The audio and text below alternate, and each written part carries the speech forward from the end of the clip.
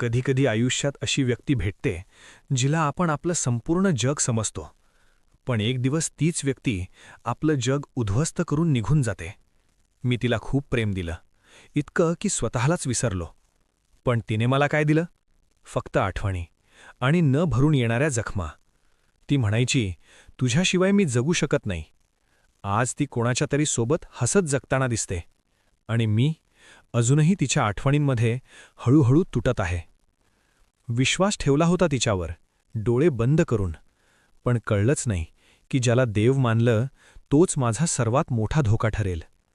रात्री झोप येत नाही आता, कारण डोळे बंद केले की तिच्या आठवणींचा पाऊस सुरू होतो आणि त्या पावसात माझं हृदय पुन्हा पुन्हा तुटतं.